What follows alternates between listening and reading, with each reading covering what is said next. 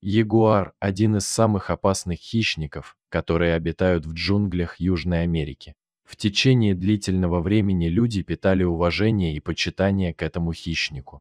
Несмотря на свои сравнительно небольшие размеры, ягуар известен своим жестоким нравом и свирепостью, что заставляет его противников трепетать от страха. Тот, кто решит встать на его пути, несомненно, станет его добычей. Бывают случаи, когда ягуар вызывает на бой даже крокодила, который хочет позавтракать хозяином джунглей, спустившимся к водопою. Однако сегодняшняя история подтверждает, что наш взгляд на мир зависит от того, как мы хотим его видеть. Даже самый опасный хищник, в конечном счете, мало чем отличается от нас самих. Отряд бразильских солдат находился на катере, двигаясь вниз по течению Амазонки, чтобы проверить, не происходит ли там незаконная деятельность лесорубов и браконьеров, разрушающих экосистему в желании получить быструю прибыль. Этот патруль проводился регулярно. Амазонка в этих местах крайне необузданная и неуправляемая. Для того, чтобы усмирить ее и не столкнуться с острыми валунами, требуется большой опыт. Хавьер, который уже не раз управлял катером по дикой реке, не испытывал особого беспокойства. Но на этот раз все происходило по-другому. Накануне ночью джунгли были накрыты сильным ураганом, и по реке попадались ветки, сломанные деревья и кустарники, что затрудняло движение катера. Ему не хотелось повредить судно, столкнувшись с каким-нибудь валуном. Габриэль, командир отряда, сосредоточенно смотрел вперед, пристально разглядывая открывающуюся перед ними воду.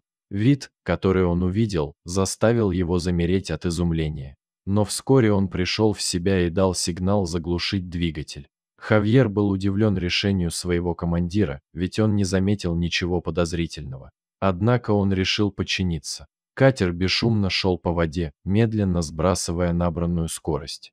«В чем дело, командир?» – спросил Хавьер у Габриэля, который покуривал сигару. «Посмотри вон туда и все поймешь». Габриэль указал рукой в указанном направлении. Капитан был склонен к скупости слов и предпочитал не объяснять, если можно показать. Хавьер посмотрел в указанном направлении, и неудержимая дрожь пробежала по его спине. Он увидел, как молодой ягуар зацепился за острый валун, спасающий его от гибели. Ягуары отлично плавают, но, видимо, этому зверю не повезло. Возможно, он упал в реку вместе с поваленным деревом. Течение в этой части реки было настолько сильным, что даже мощный ягуар не смог справиться с ним.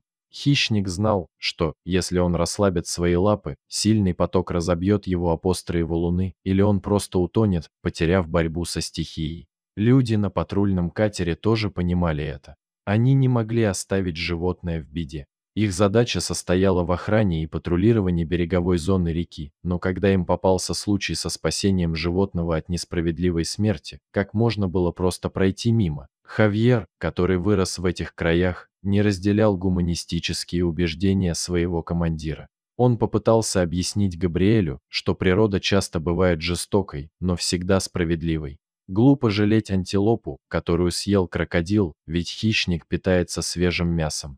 Хавьер ожидал, что команда разразится смехом, а капитан похвалит его за шутку. Но команда молчала с смущенными выражениями на лицах. Мужчина понял, что его шутка была неуместной. Он опустил глаза и замолчал, убрав улыбку.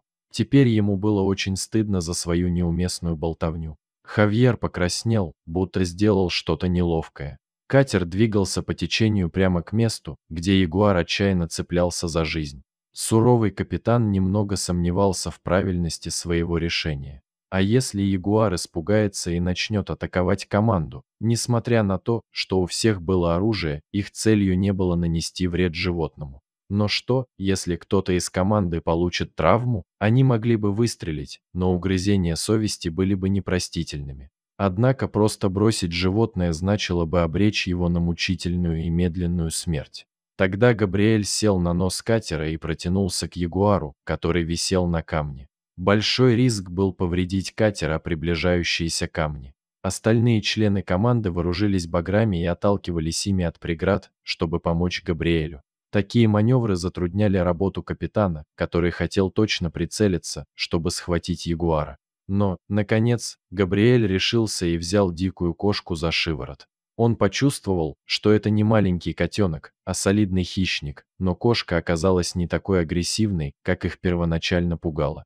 Наоборот, ягуар понял замысел человека и помогал ему, цепляясь когтями за все, что могло поддержать его вес. Сердца всех членов команды колотились от напряжения, но они поняли, что ягуар не станет нападать на них.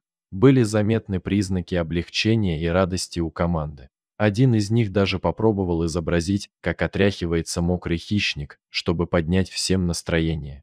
Но кошка была сильно повреждена и ослабла от схватки с водой. Габриэль решил забрать ее с собой в расположение команды, чтобы она не погибла от голода или болезни. Так ягуар стал жить в воинской части, получил имя Дакота и стал символом этого отряда. Командиры и его солдаты стали называть себя ягуарами, и это название стало их официальным статусом. Дакота вырос во взрослого могучего ягуара. Он уходил в джунгли, когда ему этого хотелось, но всегда возвращался обратно в часть. Кажется, тогда в водах бурной Амазонки этот ягуар навсегда породнился с людьми, приняв их за своих братьев. Оказывается, добрые дела иногда способны творить настоящие чудеса. И даже сердце сурового хищника подвластно добру. Так чего же стоит нам, людям, стать чуточку добрее и проявлять немного больше понимания ко всему, что нас окружает? Дорогие зрители, если вам понравилась эта история, обязательно поставьте палец вверх и поделитесь этим рассказом со своими друзьями. Если вы впервые на этом канале и еще не подписаны на него, рекомендую подписаться прямо сейчас, чтобы не пропустить очередную захватывающую историю.